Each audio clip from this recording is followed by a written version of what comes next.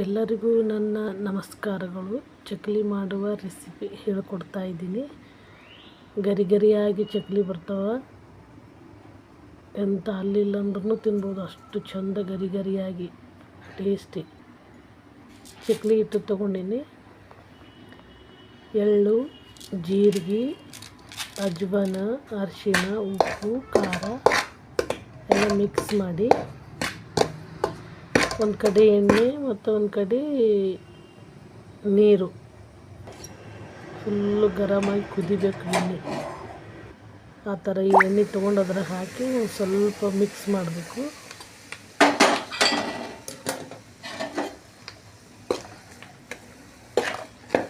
ಒಂದು ಸ್ವಲ್ಪ ಎಲ್ಲ ಕಲಸಿ ಮಿಕ್ಸ್ ಮಾಡಬೇಕು ಚೆಂದಾಗಿ.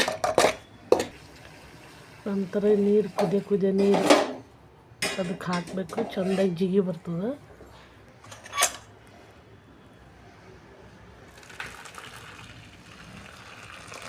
ಮಿಷಿನಿಗೆ ಹಾಕಿ ಒಂದು ಚಮಚಲ್ಲಿ ಚೆನ್ನಾಗಿ ಮಿಕ್ಸ್ ಮಾಡ್ಕೋತ ನಮ್ಗೆ ಎಷ್ಟು ಬೇಕು ಅಷ್ಟು ನೋಡಿ ಹಾಕೋಬೇಕು. ಚೆನ್ನಾಗಿ ಮಿಕ್ಸ್ ಆಗಿ ನಂತರ ಒಂದಿಷ್ಟು ತಣ್ಣೀರು ಹಾಕಿ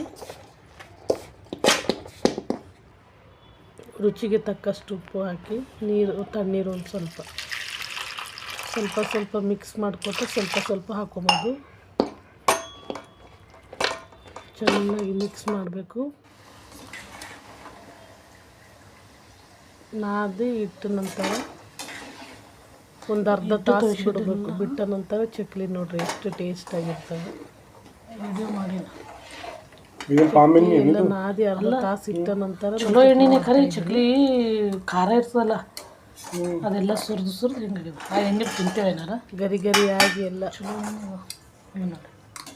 ಚಕ್ಕಲಿ ಮಾಡಿ ಅದ್ರಾಗಿದ್ದ ಖಾರ ಎಲ್ಲ ನೋಡಿ ಕೆಂಪಾಗಿದೆ. ಎಣ್ಣೆ ಕರ್ರಮ್ ಅಂತ ಇವು ಸ್ವಲ್ಪ ಹಾಕಿ ಒಂದು ಚಕ್ಕಲಿ ಖಾರ ಒಂದು ನಿಮಿಷ ತಡ್ತಾರೆ. ಎಷ್ಟು ಗರಿಯಾಗಿರ್ತವೆ ಅಂದ್ರೆ ಕೈಯಲ್ಲಿ ಮುರಿದ್ರೆ ರುಚಿ ಮತ್ತು ಟೇಸ್ಟಿಯಾಗಿರ್ತವೆ. ಇಷ್ಟೆಲ್ಲ ಮಾಡಿನಲ್ಲ ಅದು ಖಾರ ಬಿಡ್ತದೆ. ಖಾರ ಬಿಟ್ಟು ಹಂಗಾಗಿದೆ ಎಲ್ಲ ಮ್ಯಾಲೆ ಕಾಣ್ತದೆ. ಮೊಬೈಲ್ ಗರಂ ಮತ್ತು ಸರಿ ಫ್ರಿಜ್ಜನ್ನು ಒಂದು ಮುರಿ ತೋರಿಸ್ತೀನಿ. ಎಳ್ಳು ನೋಡಿಲಿ ಇದೆ ಇಷ್ಟು ಗರಿ ಈಗ ಸುಮ್ಮನೆ ಹಿಂಗೆ ಮಾಡೋದು ಸಾಕು.